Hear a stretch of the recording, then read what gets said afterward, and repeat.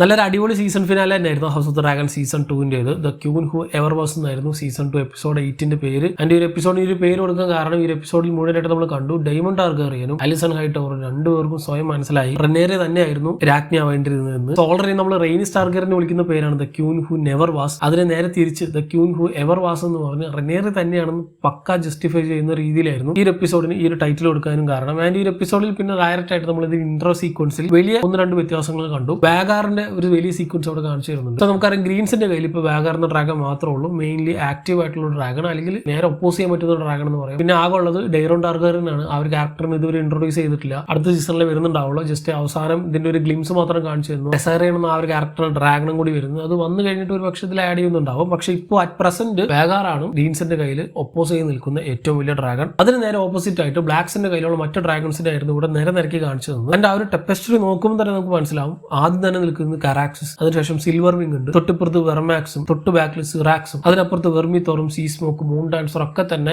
നിരക്കി ഇങ്ങനെ നിൽക്കുന്നുണ്ട്. So Green's versus blanks എന്ന് പറയുമ്പോൾ ഇപ്പോൾ അറ്റ് പ്രസന്റ് ഡ്രാഗൺസിനെ വെച്ച് നോക്കുകയാണെങ്കിൽ Vhagar versus the whole bunch of dragons of Rhaenyra Targaryen എന്നായിരുന്നു ഇൻട്രോ സീനിൽ ഉണ്ടായിരുന്ന വലിയ മാറ്റങ്ങളിൽ ഒന്ന്. ദെൻ അത് കഴിഞ്ഞ് ഇതിന്റെ ഓപ്പണിംഗ് ഷോട്ടിൽ നമ്മൾ നേരെ പോയത് ടൈറോഷിലേക്കായിരുന്നു. ഓൾറെഡി നമുക്കറിയാം എയ്മൺ ടാർഗറിന്റെ വാക്കനുസരിച്ച് ടൈനൽ ലാനിസ്റ്റർ ഇപ്പോൾ ടൈറോഷിലേക്ക് എത്തിയിരിക്കുകയാണ് ട്രയാർക്കിയുടെ ഹെൽപ്പ് ചോദിക്കാൻ. ഈ ഒരു ട്രയാർക്കി എന്താണ് നമ്മൾ കഴിഞ്ഞ സീസണിലെ നമ്മൾ കണ്ടതാണ്. സ്റ്റെപ്പ് സ്റ്റോൺസിൽ വെച്ചിട്ട് ഒരു വലിയ ബാറ്റിൽ കഴിഞ്ഞ സീസണിന്റെ തന്നെ ഏറ്റവും വലിയ ഹൈലൈറ്റുകളിൽ തന്നെ ഒന്നായിരുന്നു ആ ഒരു സ്റ്റെപ്പ് സ്റ്റോൺസിലെ ബാറ്റിൽ. കോർലിസും ലെയ്നോർ വലിയറിനോ ഡെയ്മൺ ടാർഗറിനും ഒക്കെ കൂടി ക്രാബ് ഫീഡറിനെ ഡിഫീറ്റ് ചെയ്ത് സ്റ്റെപ്പ് സ്റ്റോൺസ് തിരിച്ചെടുത്ത് സീക്വൻസുകളൊക്കെ നമ്മൾ കണ്ടതാണ്. ആ ഒരു സ്റ്റെപ്പ് സ്റ്റോൺസ് തിരികെ വീണ്ടെടുത്തതിന് ശേഷമായിരുന്നു ഡെയ്മൺ ടാർഗറിൻ തിരിച്ച് വിസേരിസിന്റെ അടുത്തേക്ക് പോയതും അദ്ദേഹത്തെ തിരിച്ച് കൊട്ടാരത്തിലേക്ക് പിന്നീട് കയറ്റിയതൊക്കെ. സോ ഈ ഒരു ട്രയാർക്കി എന്ന് പറയുന്നത് 1-2 ഗ്രൂപ്പ് ഓഫ് ആർമീസ് ചേർന്നതല്ല, നാരോസിക്ക് അപ്പുറത്തുള്ള മിർ, ലിസ്, ടൈറോഷ് എന്നീ പറയുന്ന ഒരു 3 രാജ്യങ്ങളും കൂടി ചേർന്നിട്ടുള്ള അലൈഡ് ഫോഴ്സ് ആയിരുന്നു ഈ ഒരു ട്രയാർക്കി എന്ന് പറയുന്നത്. അതിന്റെ ഹെഡ്സ് ആണ് ഇപ്പോൾ ടൈലൻ ലാനിസ്റ്ററിന് മുമ്പിൽ ഇരിക്കുന്ന ഈ ഒരു 3 പേര്. സോ അത് മുഴുവൻ ഗ്രീൻസിന്റെ സൈഡിലേക്ക് കിട്ടാൻ വേണ്ടിയിട്ടാണ് ടൈലൻ ലാനിസ്റ്റർ ഇപ്പോൾ ടൈറോഷിലേക്ക് പോയിരിക്കുന്നത്. ആൻഡ് അവർ ഇനീഷ്യലി തന്നെ പറയുന്നത് ഒരാൾക്ക് 100 ഗോൾഡ് ഡ്രാഗൺ വെച്ചതെന്നായിരുന്നു. പക്ഷെ അത് ഒരിക്കലും അഫോർഡ് ചെയ്യാൻ പറ്റാത്ത അത്രയും വലിയ തുകയാണ്. ആൻഡ് ഗോൾഡൻ ഡ്രാഗൺ എന്ന് പറയുന്നത് ഡ്രാഗൺസിനെ അല്ല, ഒരു ടാർഗറിയൻ കോയിൻസിനെ പറ്റിയാണ്. ആൻഡ് അവിടെ വെച്ച് ടൈലൻ ലാനിസ്റ്റർ ഒരു കരാറിൽ എത്തുന്നത് സ്റ്റെപ്പ് സ്റ്റോൺസ് പിന്നെയും ട്രയാർക്കിക്ക് തന്നെ വിട്ടുകൊടുക്കുക എന്നുള്ള രീതിയിലാണ്. സോ ആ ഒരു കാര്യത്തിന്റെ ഉറപ്പിൽ ട്രയാർക്കി തങ്ങളുടെ ആർമി മുഴുവനായിട്ട് ടൈലൻ ലാനിസ്റ്ററുടെ കൂടെ നാരോസിക്ക് ഇപ്പുറത്തേക്ക് അല്ലെങ്കിൽ വെസ്റ്ററോസിലേക്ക് അയക്കുന്ന സീക്വൻസ് ആയിരുന്നു ആദ്യമായിട്ട് നമുക്ക് കാണിച്ചു തന്നത്. അതിനോടൊപ്പം തന്നെ പുതിയൊരു ക്യാരക്ടറുടെ കൂടി ഇൻട്രൊഡക്ഷൻ നമ്മൾ കണ്ടു. കമാൻഡർ ഷറക്കോ ലോഹാർ. ട്രയാർക്കിയുടെ ഇപ്പോഴത്തെ കമാൻഡർ ആണ് ഈ ഒരു ഷറക്കോ ലോഹാർ. ബുക്സിൽ ഇതൊരു മെയിൽ ക്യാരക്ടർ ആയിരുന്നു, ഇവിടെ ജെൻഡർ സ്വൈപ്പ് ആയിട്ടുള്ള ഒരു ഫീമെയിൽ ക്യാരക്ടർ ആയിട്ടാണ് കാണിക്കുന്നത്. ഒരു പക്ഷേ ഒരു ടൈലന്റ് ആയിട്ടുള്ള ബോണ്ട് കാണിക്കാൻ വേണ്ടിയിട്ടായിരിക്കും പിന്നീടുള്ള സീക്വൻസുകളൊക്കെ നമ്മൾ എന്താണെന്ന് നമുക്ക് കണ്ടതാണ്. സോ ഈ ഒരു ക്യാരക്ടറിനെ കൂടി ഇൻട്രൊഡ്യൂസ് ചെയ്തായിരുന്നു ഈ ആദ്യ സീക്വൻസുകൾ നീങ്ങിയത്. പിന്നീട് അങ്ങോട്ട് നേരെ പോയത് ഷാർപ്പ് പോയിന്റിലേക്കാണ്. ഈ ഷാർപ്പ് പോയിന്റ് എന്ന് പറയുന്നത് നമ്മുടെ ഡ്രാഗൺ സ്റ്റോണിന് തൊട്ടടുത്തുള്ള ഒരു സ്ഥലമാണ്. ആൻഡ് റെനേറയുടെ തന്നെ അല്ലെങ്കിൽ ബ്ലാക്സിന്റെ തന്നെ സപ്പോർട്ടേഴ്സ് ആയിട്ടുള്ള ആൾക്കാർ മുഴുവൻ താമസിക്കുന്ന ഒരു സ്ഥലം കൂടിയാണ് ഈ ഷാർപ്പ് പോയിന്റ്. ഈ ഷാർപ്പ് പോയിന്റിന് വലിയൊരു ഹിസ്റ്ററി ഉണ്ട്. നമ്മൾ പണ്ട് ഫസ്റ്റ് മെന്നും ആൻഡൽസ് ഒക്കെ തന്നെ വെസ്റ്ററോസിലേക്ക് വന്ന സമയം മുതലേ പണിത് കഴിപ്പിച്ചിട്ടുള്ള ഒരു വലിയ കാസ്റ്റിലൊക്കെയാണ് ഈ ഒരു ഷാർപ്പ് പോയിന്റിലുള്ളത്. സോ ഈ ഷാർപ്പ് പോയിന്റ് ഡ്രാഗൺ സ്റ്റോണിന് തൊട്ടടുത്തായത് കാരണം കഴിഞ്ഞ എപ്പിസോഡിന്റെ അവസാന സീക്വൻസുകളിൽ നമ്മൾ കണ്ടു നമ്മുടെ ഉൾഫൈറ്റും സിൽവർ വിങ്ങും കിങ്സ് ലാൻഡിംഗിൽ വന്ന ഒരു വട്ടിട്ടിട്ട് നേരെ തിരിച്ച് ഡ്രാഗൺ സ്റ്റോണിലേക്ക് വന്നപ്പോൾ പുറകെ എയ്മണ്ടും വാഗാറും കൂടി വന്നിട്ടുണ്ടായിരുന്നു. പക്ഷേ റെനേറിയ തന്റെ 3 ഡ്രാഗൺസുമായിട്ട് വെയിറ്റ് ചെയ്ത് നിൽക്കുന്നത് കണ്ട് തിരിച്ച് കണ്ടം വഴി ഓടി നമ്മൾ കണ്ടതാണ് എയ്മണ്ട്. അതിന്റെ ഫ്രസ്ട്രേഷൻ തീർക്കാൻ വേണ്ടി മാത്രം തിരിച്ചു പോണ വഴി ഡ്രാഗൺ സ്റ്റോണിന് തൊട്ടടുത്ത സ്ഥലമായ ഈ ഒരു ഷാർപ്പ് പോയിന്റിൽ വന്ന് അവിടെ ഉള്ളവരെല്ലാം തന്നെ കത്തിച്ച് ചാമ്പലാക്കുകയായിരുന്നു എയ്മൺ ടാർഗറിയൻ. ആ ഒരു സീക്വൻസ് മുഴുവനായിട്ട് നമുക്ക് കാണിച്ചില്ലെങ്കിലും അതിന്റെ ആഫ്റ്റർ മാത്ത് ആയിട്ടുള്ള രീതിയിലാണ് ഇപ്പൊ നമുക്ക് കാണിച്ചു തന്നത്. ആൻഡ് ഈ ഒരു കാര്യം ഈ ഒരു എപ്പിസോഡിൽ ഉടനീളം സംസാരിക്കുന്നുണ്ട്. കാരണം ഇത് എയ്മണ്ട് ചെയ്ത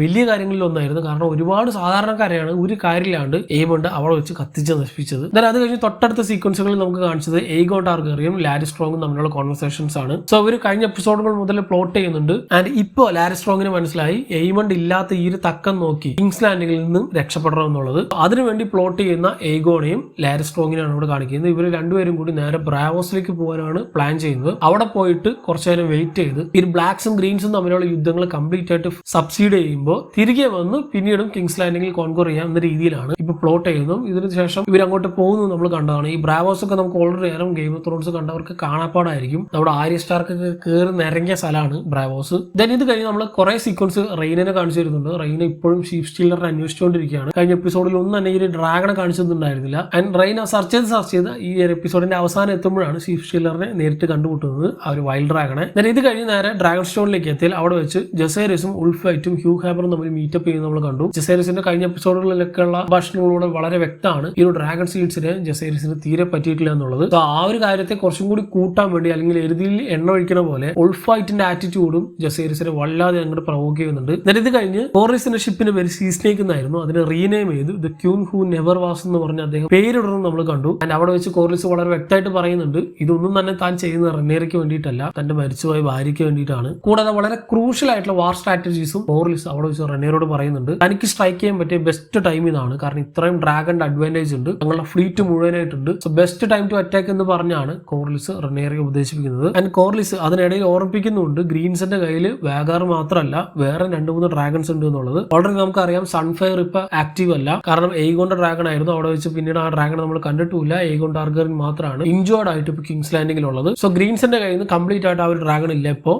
അത് കഴിഞ്ഞാൽ ടെസാറിയൻ എന്നൊരു ഡ്രാഗൺ ഉണ്ട്, അത് നമ്മുടെ ഡെയ്റോൺ ടാർഗറിന്റെ ഡ്രാഗൺ ആണ്. ആ ഒരു ക്യാരക്ടർ വന്നുകൊണ്ടേയിരിക്കുന്നുള്ളൂ. ഓൾഡ് ടൗണിലാണ് ആ ഒരു ക്യാരക്ടർ ഇങ്ങോട്ട് ട്രാവൽ ചെയ്ത് വരുന്ന സീക്വൻസുകളൊക്കെ ഈ എപ്പിസോഡിൽ നമ്മൾ കണ്ടു. സോ ആ ഒരു ഡ്രാഗണൊക്കെ എത്തുന്നതിന് മുമ്പേ പോയി സ്ട്രൈക്ക് ചെയ്യാനാണ് ഈ കോർലിസ് വന്ന് പറഞ്ഞുകൊണ്ടിരിക്കുന്നത്. അത് കൂടാതെ ഹെലേന ടാർഗറിന്റെ കയ്യിൽ ഒരു ഡ്രാഗൺ ഉണ്ട്, ഡ്രീം ഫയർ. ഈ ഒരു ഡ്രാഗണെ ചെറിയൊരു ബിൽഡപ്പോട് കൂടിയാണ് ഇവർ ഈ ഒരു കോൺവെർസേഷനിൽ പറയുന്നതെന്ന് പറയാം. കാരണം നമ്മുടെ എയ്ഗോൺ ദി കോൺക്വറർ, അതായത് വെസ്ട്രോസ് കീഴടക്കി ഈ ഒരു 7 കിങ്ഡംസ് തന്നെ ഉണ്ടാക്കിയ ടാർഗറിയൻ കിങ് ആയ എയ്ഗോൺ ദി കോൺക്വറർ വന്ന സമയം മുതലേ ഹാച്ച് ചെയ്തിട്ടുള്ള ഒരു ഡ്രാഗൺ ആണ് ഡ്രീം ഫയർ. അതായത് നമ്മുടെ വാഗാറിന്റെ ഒക്കെ അത്ര തന്നെ ഏജ് ഉള്ള ഒരു ഡ്രാഗൺ ആണ്. സോ അത്രയും വലിയൊരു ഡ്രാഗൺ ആണ് എന്ന് ഒരിക്കൽ കൂടി റെനേറെ ഓർമ്മിപ്പിക്കുന്നുണ്ട് കോർലിസ് വലേവറൻ. സോ ഡ്രീം ഫയറിന് ഇതുവരെ കാണിച്ചിട്ടില്ല, ഒരു വലിയ ഇമ്പാക്റ്റോടെ ഒരു പക്ഷേ അടുത്ത സീസണിലൊക്കെ ആ ഒരു ഡ്രാഗണെ കാണിക്കാൻ സാധ്യതയുണ്ട്. ഇത് കഴിഞ്ഞ് നമ്മൾ നേരെ പോയത് ഹാരൻഹെല്ലിലേക്കാണ്. ഹാരൻഹെല്ലിൽ നമുക്കറിയാം ഡെയ്മൺ കഴിഞ്ഞ എപ്പിസോഡിലൊക്കെ തന്നെ കുറെ കഷ്ടപ്പെട്ട് റിവർ ലോർഡ്സിന് മുഴുവൻ സപ്പോർട്ട് വാങ്ങി ഒരു വലിയ ആർമി തന്നെ ഡെയ്മൺ അവിടെ ഉണ്ടാക്കി വെച്ചിട്ടുണ്ട്. അങ്ങനെ ഇരിക്കെ ഡ്രാഗൺ സ്റ്റോണിൽ നിന്നും ആൽഫ്രഡ് ബ്ലൂം എന്ന ക്യാരക്ടർ ഡെയ്മണെ കാണാൻ വരുന്ന സീക്വൻസ് ആയിരുന്നു നമുക്ക് അവിടെ കാണിച്ചത്. ഈ ഒരു ക്യാരക്ടറിന് കഴിഞ്ഞ എപ്പിസോഡിൽ റെനേറയുടെ കയ്യിൽ നിന്ന് കണക്കിന് നല്ല കിട്ടുമെന്ന് നമ്മൾ കണ്ടതാണ്. സോ അതിനൊക്കെ ഒരു ആഫ്റ്റർ മാത്ത് എന്ന രീതിയിൽ ഒരു ട്രീസൺ എന്ന രീതിക്ക് ഡെയ്മൺ തന്നെ രാജാവാവണം എന്ന് വന്ന് പറയുന്ന ഒരു ക്യാരക്ടർ നമ്മൾ കാണുന്നുണ്ട്. ആൻഡ് ഇത് വ്യക്തമായിട്ട് മണത്തറിയുന്ന സൈമൺ സ്ട്രോങ് എന്ന അന്നത്തെ ഹാരൻഹെല്ലിൽ ഉണ്ടായിരുന്ന ഒരു ക്യാരക്ടർ ഈ കാര്യം അപ്പൊ തന്നെ റെനേറെ വിവരം അറിയിക്കും. ഇതിനെ തുടർന്നാണ് റെനേറെ പിന്നീട് ഹാരൻഹെല്ലിലേക്ക് വരുന്നതും. ഞാൻ തിരിച്ച് കിങ്സ് ലാൻഡിംഗിലേക്ക് പോയാൽ അവിടെ വളരെയധികം ഫ്രസ്ട്രേറ്റഡ് ആയ ഡ്രാഗണെ കണ്ട് കണ്ടമൊഴി തിരിച്ചോടിയ നമ്മുടെ എയ്മൺ ടാർഗറി നേരെ വന്ന് ഹെലേനയോട് തന്നെ ഡ്രീം ഫയർ എന്ന ഡ്രാഗണെ എടുത്ത് ബാറ്റിലിന് ഇറങ്ങണം എന്ന് പറഞ്ഞ് നിർബന്ധിപ്പിക്കുന്ന ഒരു എയ്മണ്ടിനെയാണ് നമുക്ക് കാണുന്നത്. സോ നമുക്കറിയാം ഇപ്പൊ ഫുള്ള് കിളി പോയി കിടക്കുകയാണ് ആ ഒരു ക്യാരക്ടർ. നേരെ ആണെങ്കിൽ അവിടെ ഡ്രാഗൺ സീഡ്സിന് വെച്ച് ഡ്രാഗൺസിന്റെ എണ്ണം ഇങ്ങനെ കൂട്ടി വരുന്ന സമയത്ത് ഇവിടെ തങ്ങളുടെ കയ്യിൽ വാഗാർ മാത്രമുള്ള വേറെ ഒരു നിവൃത്തില്ലാന്ന് കാണുമ്പോഴാണ് പിടിച്ചു വലിച്ച് ഹെലേനെ കൊണ്ടുപോകാനായിട്ട് ശ്രമിച്ചത്. പക്ഷെ എലിസന്റ് അത് അവിടെ തടുക്കുന്നുണ്ടായിരുന്നു. അത് കഴിഞ്ഞ് ക്രിസ്ത്യൻ കോളിന്റെ ആർമി നേരെ ഹാരൻഹെല്ലിലേക്ക് മാർച്ച് ചെയ്ത് നമ്മൾ കഴിഞ്ഞ എപ്പിസോഡുകളിലൊക്കെ തന്നെ കണ്ടതാണ്. ആൻഡ് അവരുടെ ആ ഒരു മാർച്ചിനിടയിൽ ഗ്വെയിൻ ഹൈടവറും ക്രിസ്ത്യൻ കോളും കൂടി എലിസന്റിനെ പറ്റി പറയുന്ന സംഭാഷണങ്ങൾ നമ്മൾ കേട്ടു. സോ എലിസന്റിന്റെ ബ്രദറാണ് ഗ്വെയിൻ എന്ന് നമുക്കറിയാം. ക്രിസ്ത്യൻ കോളും എലിസന്റും തമ്മിലുള്ള റിലേഷൻഷിപ്പ് മനസ്സിലാക്കിയ ഗ്വെയിൻ ആദ്യം ക്രിസ്ത്യനെ ത്രട്ടൺ ചെയ്യുന്ന സീക്വൻസ് ആണ് നമ്മൾ കാണുന്നത്. പക്ഷെ ഏത് രീതിയിലുള്ള റിലേഷനാണ് എലിസന്റ് ആയിട്ട് ക്രിസ്ത്യൻ കോളിനുള്ളതെന്നും ക്രിസ്ത്യൻ കോളിന് ഇതിന് മുമ്പ് ഉണ്ടായിരുന്ന റിലേഷൻഷിപ്പിന്റെ കാര്യങ്ങളൊക്കെ തന്നെ പറയുന്നുണ്ട്. ഓൾറെഡി നമുക്കറിയാം റെനേറെ ആയിട്ട് ക്രിസ്ത്യൻ കോളിന് ഒരു റിലേഷൻഷിപ്പ് ഉണ്ടായിരുന്നു, അതും ഇങ്ങനെ പോയി എന്ന് പറഞ്ഞ് ആ ഒരു ക്യാരക്ടറും കംപ്ലീറ്റ് ആയിട്ട് ഈ ഒരു വാർ അഫക്ട് ചെയ്തിട്ടുണ്ടെന്ന് വ്യക്തമായിട്ട് പറയുന്നുണ്ട്. അത് കഴിഞ്ഞ് നേരെ ടൈറോഷിലേക്ക് പോയാൽ അവിടെ വെച്ചൊരു മഡ് ബാറ്റിൽ നമ്മൾ കണ്ടു. അതിനുശേഷമാണ് ടൈലൻഡിന്റെ കൂടെ തങ്ങളുടെ ആർമി ആയിട്ട് അവർ അവിടെ നിന്ന് വരാമെന്ന് പറഞ്ഞ് എഗ്രി ചെയ്യുന്നത്. സോ അവിടെ നടക്കുന്ന ഒരു വലിയ ഫീസ്റ്റിന്റെ അതേപടി തന്നെ തൊട്ടിപ്പുറത്ത് ഡ്രാഗൺ സ്റ്റോണിൽ നടക്കുന്നതായിട്ട് നമുക്ക് കാണിച്ചു തരുന്നുണ്ട്. ഇവിടെ പുതിയതായിട്ട് വന്ന ഡ്രാഗൺ സീഡ്സിനെ റെനേർ ഗ്രീറ്റ് ചെയ്യുന്ന ഒരു സീക്വൻസ് ആയിരുന്നു കാണിച്ചത്. 3 പുതിയ ഡ്രാഗൺ റൈഡേഴ്സിനാണ് റെനേറയ്ക്ക് അവിടെ വെച്ച് കിട്ടിയത്, Ulf White, Hugh Hammer and Addam Hull. And ഇവരോട് ചെറിയ ഫീസ്റ്റ് നടത്തുന്നതിനിടയിലാണ് ഹാരൻഹെല്ലിൽ നിന്നും സൈമൺ സ്ട്രോങ് അയച്ച ലെറ്റർ റെനേറയ്ക്ക് എത്തുന്നത്. ഉടൻ തന്നെ ആഡം ഹള്ളിനെ കൂട്ടിയിട്ടാണ് റെനേറെ നേരെ ഹാരൻഹെല്ലിലേക്ക് പോകുന്നത്. അവിടെ ജസേരിസിനെ വളരെ ഫോക്കസ് ചെയ്തിട്ട് തന്നെ കാണിക്കുന്നുണ്ട്. ആ ഒരു ക്യാരക്ടറിനെ കൂട്ടിയിട്ടില്ല, കാരണം ഇപ്പോഴും റെനേറെ ആ ഒരു ക്യാരക്ടറിനെ ഒരു റിസർവ് ആയിട്ട് തന്റെ മകനാണ്, തനിക്ക് എന്തെങ്കിലും സംഭവിച്ചാൽ താൻ വേണം ഭരിക്കാൻ എന്നുള്ള രീതിയിലാണ് ആ ഒരു ക്യാരക്ടറിനെ മാറ്റി വയ്ക്കുന്നത്. പക്ഷെ ഒരിക്കലും ജസേരിസ് അത് മനസ്സിലാക്കുന്നില്ല. ഞാൻ ഇത് കഴിഞ്ഞ് നേരെ ഹാരൻഹെല്ലിലേക്ക് പോയാൽ അവിടെ വെച്ചാണ് ഈ ഒരു എപ്പിസോഡിന്റെ ഏറ്റവും വലിയ ഹൈലൈറ്റ്, അല്ലെങ്കിൽ ഈ ഒരു സീസണിന്റെ തന്നെ ഏറ്റവും വലിയ ഹൈലൈറ്റ് ആയ സീക്വൻസുകളിലേക്ക് നമ്മൾ കടന്നത്. ഡെയ്മന്റെ വിഷൻ കണ്ട് നമുക്ക് ആ വിഷന്റെ ഒക്കെ മെയിൻ ഉദ്ദേശം എന്തായിരുന്നു ആലിസ് റിവേഴ്സ് വ്യക്തമായിട്ട് പറഞ്ഞു കൊടുക്കുന്ന ഒരു സീക്വൻസ് ആണ് നമ്മൾ കണ്ടത് അവിടെ. സോ ആലിസ് റിവേഴ്സ് ഡെയ്മൺ നേരെ ഹാരൻഹെല്ലിലുള്ള വിയർവുഡ് ട്രീയുടെ അടുത്തേക്ക് കൊണ്ടുവന്നു. ഇപ്പോൾ ഡെയ്മൺ പ്രിപ്പയർഡ് ആണ്, ഇനി എന്താണെന്ന് പറഞ്ഞ് കാണിച്ചു തരാമെന്ന് പറഞ്ഞാണ് ആ ഒരു ക്യാരക്ടർ വെയർവുഡ് ട്രീയുടെ കയ്യിൽ തുടിപ്പിക്കുന്നത്. സോ ഈ ഒരു വെയർവുഡ് ട്രീയും ഗെയിം ഓഫ് ത്രോൺസ് എന്ന സീരീസും ആയിട്ടുള്ള വലിയ പാസ്റ്റ് നമുക്ക് എല്ലാവർക്കും അറിയാം, ഭയങ്കര അധികം കണക്റ്റഡ് ആണ്. ഈ ഒരു വെയർവുഡ് ട്രീസിനെ വെച്ചിട്ടാണ്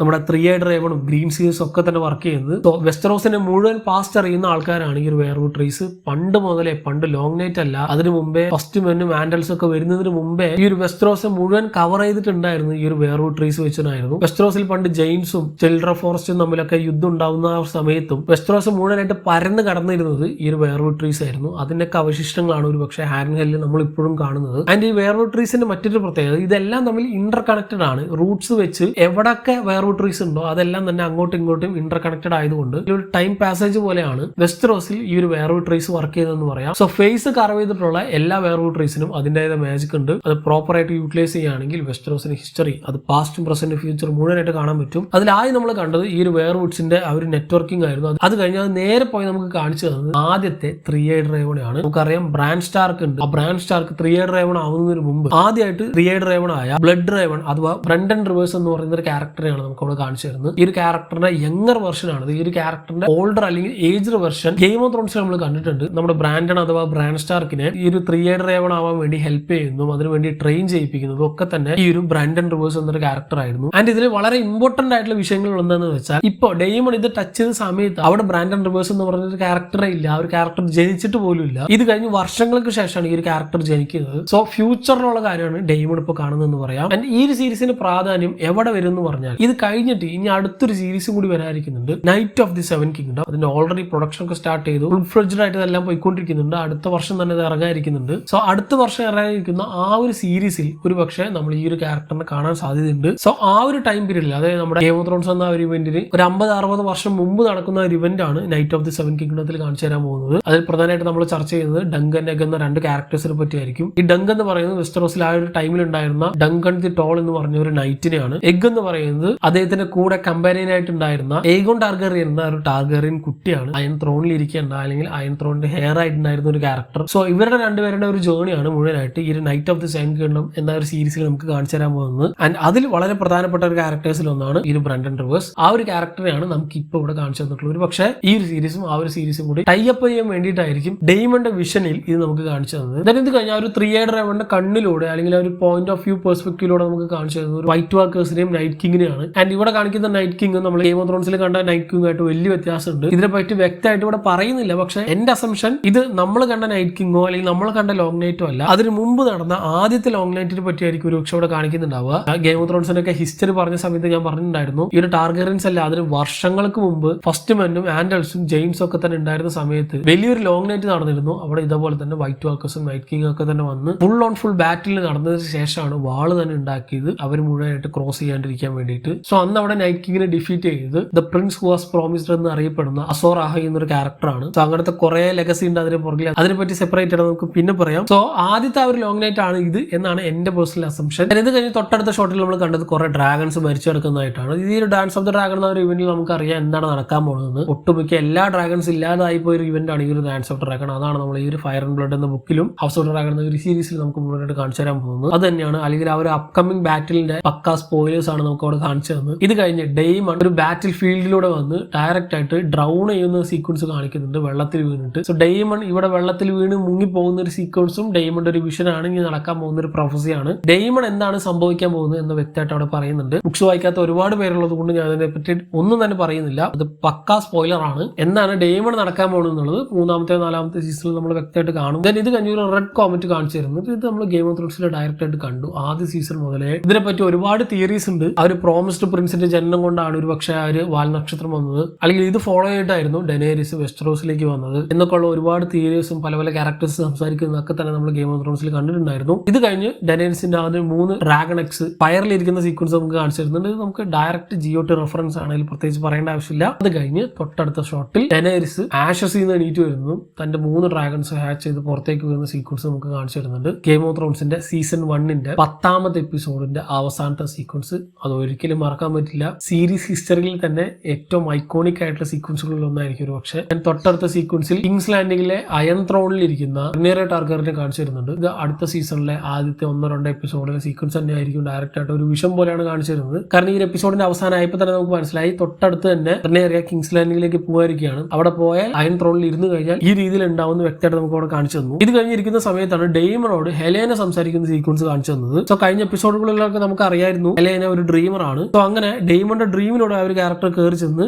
ഡെയ്മന്റെ പാർട്ട് എന്താണെന്ന് വ്യക്തമായിട്ട് ആ ഒരു ക്യാരക്ടർ പറയുന്നുണ്ട്. സോ ഇതൊക്കെ തന്നെ ആ ഒരു വെയർവുഡ് ട്രീയുടെ മാജിക് ആണ് നമുക്ക് വ്യക്തമായിട്ട് മനസ്സിലായി. സോ ഇങ്ങനെ പ്രോപ്പർ ആയിട്ടുള്ള ഒരു വിഷൻ കിട്ടിക്കഴിഞ്ഞ ഡെയ്മൺ മാറി ചിന്തിക്കാൻ തുടങ്ങി എന്ന് ഇതിന് ശേഷം നമുക്ക് വ്യക്തമായിട്ട് റെനേറിയ ഡെയ്മണെ കാണാൻ വരുന്ന സീക്വൻസുകളിൽ നമുക്ക് മനസ്സിലായതാണ്. ആൻഡ് ഇതിന്റെ കണ്ടിന്യൂഷൻ ആയിട്ട് ഹെലേനയും എയ്മണ്ടും തമ്മിലുള്ള കോൺവെർസേഷൻ നമുക്ക് അവിടെ വ്യക്തമായിട്ട് പറയുന്നുണ്ട്. ഒരിക്കൽ കൂടി എയ്മണ്ട് ഹെലേനെ വന്ന് കൺവിൻസ് ചെയ്യിപ്പിക്കുന്നത് ഡ്രീം ഫയർ എന്ന ഡ്രാഗണെ എടുത്ത് ബാറ്റിൽ ഇറങ്ങണം എന്നുള്ളത്. പക്ഷെ ഹെലേന അവിടെ ഡയറക്റ്റ് അപ്രോച്ച് ചെയ്യുന്നുണ്ട് താൻ എല്ലാം കണ്ടു എന്നുള്ളത്, പ്രത്യേകിച്ച് ഏഗോണെ ഹേർട്ട് ചെയ്തു എന്നുള്ളൊരു കാര്യം വ്യക്തമായിട്ട് പറയുമ്പോൾ പകച്ചു പോയി നിൽക്കുന്നുണ്ട് എയ്മണ്ട്. കാരണം എയ്മണ്ടിനും ഏഗോണിനും ഇടയിൽ മാത്രമുള്ള ഒരു കാര്യമാണ്. അത് എങ്ങനെ ഹെലേന അറിഞ്ഞു എന്ന് പറഞ്ഞാണ് ഈ ഒരു ക്യാരക്ടർ ഇപ്പൊ അന്തം വിട്ട് നിൽക്കുന്നത്. സോ ഈ ഒരു ക്യാരക്ടർ രണ്ടുപേരും പ്രത്യേകിച്ച് ഡേമണ്ടിന്റെ അടുത്തും എയ്മണ്ടിന്റെ അടുത്തും വ്യക്തമായിട്ട് തങ്ങളുടെ പാർട്ട് എന്താണെന്ന് പറഞ്ഞു കൊടുക്കുന്ന ഒരു ക്യാരക്ടറായിട്ടാണ് ഹെലേനയോട് കാണിക്കുന്നത്. ഇത്രയും വലിയ ഇമ്പോർട്ടന്റ് ആയിട്ടുള്ള ഒരു ക്യാരക്ടർ ഒന്നും അല്ല ഹെലേന ബുക്സിൽ, പക്ഷെ ഇവിടെ ആ ഒരു ക്യാരക്ടറിനെ പ്രോപ്പർ ആയിട്ട് യൂട്ടിലൈസ് ചെയ്യുന്നുണ്ടെന്ന് പറയാം. ഇത് കഴിഞ്ഞുള്ള സീക്വൻസിൽ ഇറങ്ങിയ ആഡം ഹാളിനെയും കൂട്ടിക്കൊണ്ട് നേരെ ഹാരൻഹലിലേക്ക് പോകുന്നു. അവിടെ വെച്ച് ഡെയ്മണെ കാണുന്നു. ആൻഡ് ഡെയ്മൺ ഈ കഴിഞ്ഞ മിഷൻസിന്റെ ഒക്കെ തന്നെ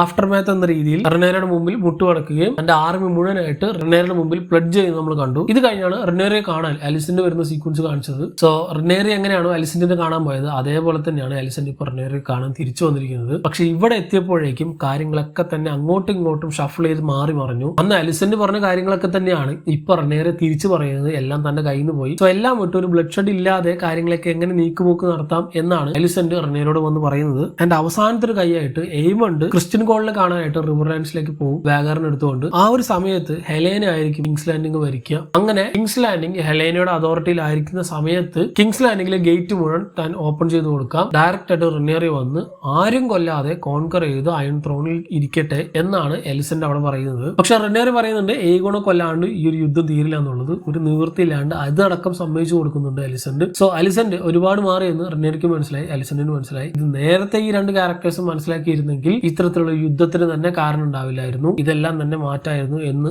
ആ രണ്ട് ക്യാരക്ടേഴ്സും വളരെ വ്യക്തമായിട്ട് മനസ്സിലാക്കുന്നുണ്ട്. ആൻഡ് എലിസന്റ് ഒരുപാട് തവണ റിപ്പീറ്റ് ചെയ്ത് പറയുന്നുണ്ട് താൻ ഇപ്പോഴാണ് ഒന്ന് ഫ്രീ ആയത്, തനിക്ക് മുകളിൽ ഒന്നുമില്ല, തന്നെ കൺട്രോൾ ചെയ്യാൻ ആരുമില്ല. പക്ഷെ റെനേറിക്ക് അങ്ങനെയല്ല, ഇപ്പൊ എല്ലാം തന്നെ ചുമലിലാണ്. ആ ഒരു ടാർഗേറിയൻ ഹിസ്റ്ററി തന്നെ നോക്കിക്കൊണ്ടിരിക്കുകയാണ്. അതുകൊണ്ട് തന്നെ ഇതിന്റെ എല്ലാത്തിന്റെ ഉത്തരവാദിത്വം ആ ഒരു ക്യാരക്ടറിന്റെ ചുമലിലാണെന്ന് വ്യക്തമായിട്ട് റെനേറി പറയുന്നുണ്ട്. ഇവർ രണ്ടുപേരും പോയി കഴിഞ്ഞിട്ടുള്ള ഒരു ഷോട്ട് അതൊരു കിടില സാധനമാണ്. ഈ പറഞ്ഞ ഡയലോഗ് വ്യക്തമായിട്ട് ആ ഒരു ഒറ്റ ഷോട്ടിലൂടെ നമുക്ക് കാണിച്ചു തരുന്നുണ്ട്. ഡ്രാഗൺ സ്റ്റോണിലുള്ള എല്ലാ ടാർഗറിയൻ ഹിസ്റ്ററി അടങ്ങിയിരിക്കുന്ന സ്ക്രോൾസ് അതിനെല്ലാം തന്നെ താഴെ നിൽക്കുന്ന റെനേറിയ ടാർഗറിയനെ കാണിച്ചു തരുന്നുണ്ട്. അതെല്ലാം തന്നെ റെനേറിയുടെ ചുമലിലാണ്, റെനേറിയ അതിലെല്ലാം തന്നെ ഉത്തരവാദിയാണ് എന്ന് പറഞ്ഞു നിൽക്കുന്ന ഷോട്ടിന്റെ തൊട്ടടുത്ത സീക്വൻസ് തന്റെ ഉറ്റ സുഹൃത്തായ അലിസൺ ടാർഗറിയൻ ഇതിൽ നിന്നെല്ലാം തന്നെ വിമുക്തയാണ്, താൻ എല്ലാം വിട്ട് ഒരു ഫ്രീഡം അനുഭവിക്കുന്നുണ്ട് എന്ന് വളരെ വ്യക്തമായിട്ട് ആ ഷോട്ടിൽ നമുക്ക് കാണിച്ചു തരുന്നുണ്ട്. ആൻഡ് വിഷ്വൽ സ്റ്റോറി ടെല്ലിങ്ങിലൂടെ ഈ രണ്ട് ക്യാരക്ടേഴ്സിന്റെ മൈൻഡിലുള്ള ഇപ്പോഴത്തെ അവസ്ഥ ഇതിലും മനോഹരമായിട്ട് കാണിക്കാൻ പറ്റുമെന്ന് എനിക്കറിയില്ല. അത്ര ഗംഭീരമായിട്ട് ഇവർ കാണിച്ചു തരുന്നുണ്ട്. പിന്നീട് അങ്ങോട്ട് ഒരു എപ്പിലോഗാണ് മുഴുവനായിട്ട് കാണിച്ചു തരുന്നത്. അടുത്ത സീസൺ 3യുടെ സ്റ്റാർട്ടിങ് എങ്ങനെയായിരിക്കും എന്ന്, അല്ലെങ്കിൽ ആ ഒരു സമയത്ത് ഓരോ ക്യാരക്ടേഴ്സും എവിടെയാണ് പ്ലേസ് ചെയ്തിരിക്കുന്നത് എന്ന് വ്യക്തമായിട്ട് നമുക്ക് കാണിച്ചു തരുന്നത്. അത് നമുക്ക് ഓരോന്ന് നോക്കും. അതിൽ ആദ്യം തന്നെ നമുക്ക് കാണിച്ചു തരുന്നത് ഡ്രാഗൺ സീഡ്സ് പ്രിപ്പയർ ചെയ്യുന്നതാണ്. നമ്മുടെ ഹ്യൂ ഹാമർ, ഉൾഫൈറ്റ്, ആഡം ഹോൾ ഇവരെന്തിനാണോ വന്നത് അതിന്റെ പർപ്പസ് അവർ നിർവഹിക്കാൻ പോകുന്ന സമയത്തിരിക്കുന്നു. ബാറ്റിലിന് ഇറങ്ങേണ്ട ടൈം ആയിരിക്കുന്നു, അതിനുവേണ്ടി അവർ പ്രിപ്പയർ ചെയ്യാണ്. ദെൻ ഇത് കഴിഞ്ഞ് ഹൈടവർ ആർമി നമുക്ക് കാണിച്ചു തരുന്നുണ്ട്. ഹൈടവർ ആർമി നേരെ ഹാരൻഹലിലേക്ക് അപ്രോച്ച് ചെയ്തുകൊണ്ടിരിക്കുന്നുണ്ട്. ഓൾഡ് ടൗണിൽ നിന്നാണ് ഇവർ വരുന്നത്. ഇവരുടെ കൂടെയാണ് ഡെയ്റോൺ ടാർഗറിയൻ എന്ന ഒരു ക്യാരക്ടർ ഉള്ളത്. അലിസന്റിന്റെ ഏറ്റവും ഇളയ മകനാണ് ഡെയ്റോൺ ടാർഗറിയൻ. ഡെയ്റോണിന്റെ ഡ്രാഗൺ ആണ് ടെസറിയോൺ. ആ ഒരു ടെസറിയൻ മാത്രമാണ് നമുക്ക് ഇവിടെ കാണിച്ചു തന്നത്. പക്ഷെ ഫുൾ ഫ്ലെഡ്ജഡ് ആയിട്ട് കാണിച്ചിട്ടില്ല. ആ ഒരു ക്യാരക്ടറിന്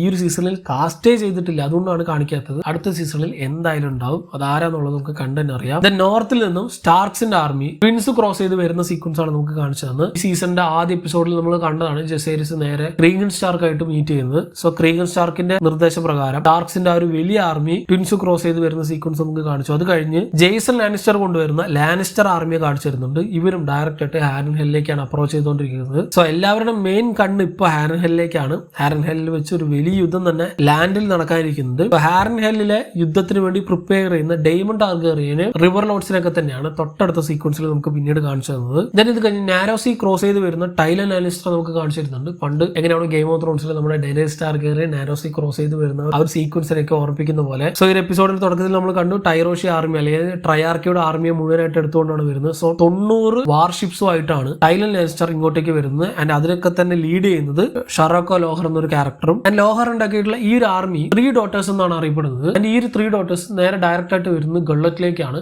ഗള്ളറ്റിൽ വെച്ച് ഒരു വലിയ ബ്ലോക്കേഡ് അവർ ഓൾറെഡി ഉണ്ടാക്കി വെച്ചിട്ടുണ്ട് എന്ന് നമുക്കറിയാം. ബ്ലാക്സ് ഉണ്ടാക്കിയിട്ടുള്ള ഒരു ഗള്ളറ്റിലെ ബ്ലോക്കേഡ് തകർക്കാനായിട്ടാണ് 3 ഡോട്ടേഴ്സ് എന്ന ഒരു വലിയ ആർമി തന്നെ അങ്ങോട്ടേക്ക് ഇരച്ചെത്തുന്നത്. ആൻഡ് ഇതറിയാതെ വെലേറിൻ ആർമിയും ഡയറക്റ്റ് ആയിട്ട് ഗള്ളറ്റിലേക്ക് വരുന്നുണ്ട്. ആൻഡ് അടുത്ത സീസണിൽ ബാറ്റിൽ ഓഫ് ദി ഗള്ളറ്റ് എന്ന് പറഞ്ഞ ഒരു വലിയ സീ ബാറ്റിൽ തന്നെ നമ്മൾ കാത്തിരിക്കുന്നുണ്ട്. ആൻഡ് ഇത് കഴിഞ്ഞാണ് റെയ്ന ഷീപ്പ് സ്റ്റില്ലറിനെ കണ്ടുമുട്ടുന്ന സീക്വൻസ് നമുക്ക് കാണിച്ചു തന്നത്. കുറെ കാലം ഈ ഒരു ക്യാരക്ടർ ഓടി നടക്കുന്നു, അവസാനം നേരെ കണ്ടുപിടിച്ചു. ആക്ച്വലി ബുക്സിൽ നെറ്റിൽസ് എന്ന് പറഞ്ഞ വേറൊരു ക്യാരക്ടറാണ് ഈ ഒരു ഡ്രാഗനെ ടൈം ചെയ്യുന്നത്. പക്ഷെ ആ ഒരു ക്യാരക്ടറിനെ കംപ്ലീറ്റ് ആയിട്ട് സീരീസിൽ നിന്ന് ഒഴിവാക്കിയിട്ട് റെയ്ന ഷീപ്പ് സ്റ്റില്ലറിനെ ടൈം ചെയ്യുന്ന രീതിയിലാണ് ഇവിടെ അറേഞ്ച് ചെയ്ത് വെച്ചിട്ടുള്ളത്. ആൻഡ് ഐ തിങ്ക് ഈ ഒരു പോക്ക് അനുസരിച്ച് വളരെ നല്ലൊരു ഡിസിഷൻ ആണ്. കാരണം ആ ഒരു ക്യാരക്ടറിന് പ്രോപ്പർ ആയിട്ടുള്ള ഒരു ആർക്ക് കൊടുക്കാൻ ഇവിടെ അതുകൊണ്ട് സാധിക്കും. റെയ്ന ഷീപ്പ് സ്റ്റില്ലറിനെ ടൈം ചെയ്യുന്നത് നമുക്ക് കാണിച്ചു തന്നില്ല. ഒരു പക്ഷെ അടുത്ത സീസണിൽ നമുക്ക് കാണിച്ചു തരുന്നുണ്ടാവാം. ഇത് കഴിഞ്ഞാണ് ഓട്ടോ ഹൈറ്റവർ നമുക്ക് കാണിച്ചു തരുന്നത് കേജ്ഡ് ആയിട്ടുള്ള ഒരു സിറ്റുവേഷനിലായിരുന്നു. ഇതെന്താണെന്ന് യാതൊരു പിടുത്തമില്ല. അത് കംപ്ലീറ്റ്ലി സർപ്രൈസ് ആയിട്ടാണ് ഇവർ വെച്ചിട്ടുള്ളത്. കഴിഞ്ഞ എപ്പിസോഡുകളിലൊക്കെ പറയുന്നുണ്ടായിരുന്നു ഓട്ടോ ഹൈറ്റവറിനെ തിരിച്ചു കൊണ്ടുവരണം എന്നുള്ളത് എയ്മണ്ട് ഇത് പറഞ്ഞു വിട്ടത് ലാരി സ്ട്രോങ്ങിന്റെ അടുത്തായിരുന്നു. ലാരി സ്ട്രോങ്ങിന് ഒരു പക്ഷേ വ്യക്തമായിട്ട് ധാരണ ഉണ്ടാവും ഒരു പക്ഷേ എന്താണ് ഇവിടെ നടക്കുന്നുള്ളത്. ഒരു പക്ഷേ ലാരി സ്ട്രോങ് തന്നെ ആയിരിക്കും ഓട്ടോയെ കേജ് ചെയ്യാനായിട്ട് പ്ലാൻ ചെയ്തു. ഇതൊക്കെ തന്നെ പേടിച്ചിട്ടായിരിക്കും ഒരു പക്ഷേ ലാരിസ് എയ്ഗോണും കൊണ്ട് നാടും വിട്ടത്. ഓട്ടോയുടെ കളികൾ ഇനി അടുത്ത സീസണിൽ നമ്മൾ കാണാനിരിക്കുന്നുണ്ട് എന്നുകൂടി അവിടെ വ്യക്തമായിട്ട് നമുക്ക് കാണിച്ചു തരുന്നുണ്ട്. ദെൻ ഇത് കഴിഞ്ഞ് ലാരിസ് എയ്ഗോണും കൂട്ടി ബ്രാവസിലേക്ക് പോകുന്ന സീക്വൻസ് കാണിച്ചു. പക്ഷെ അവിടെ വലിയൊരു പ്രശ്നമുള്ളത് എലിസനും റെനേരും തമ്മിൽ ഡീലായത്. റെനേറിയ കിങ്സ് ലാൻഡിംഗ് കീഴടക്കി കഴിഞ്ഞ് അവിടെയുള്ള എയ്ഗോണ് കൊല്ലുന്നതാണ്. പക്ഷെ റെനേറി വന്ന് നോക്കുമ്പോൾ എയ്ഗോൺ അവിടെ കണ്ടില്ലെങ്കിൽ എലിസന്റിനെതിരെയും റെനേരെ നേരെ തിരിയും. അങ്ങനത്തെ കുറെ ഇൻട്രസ്റ്റിംഗ് ആയിട്ടുള്ള കാര്യങ്ങൾ നമ്മൾ കാത്തിരിക്കുന്നുണ്ട്. ഇത്രയും ക്യാരക്ടേഴ്സ് ആണ് പ്രോപ്പർ ആയിട്ട് പ്ലേസ് ചെയ്തിട്ടുള്ളത്. ഇതിൽ നമ്മൾ വിട്ടുപോയ 1-2 ചെറിയ ക്യാരക്ടേഴ്സ് ഉണ്ട്. ചെറുതെന്നല്ല, അവരെ സീരീസിൽ അധികം ഹൈലൈറ്റ് ആയിട്ട് കാണിച്ചിട്ടില്ല എന്ന് മാത്രമേ ഉള്ളൂ. നമ്മുടെ റെയ്നയുടെ കൂടെ ഉണ്ടായിരുന്ന 2 പേര് കൂടി ഉണ്ടായിരുന്നു. റെനേറെ ടാർഗറിന്റെ 2 ഇളയ മക്കൾ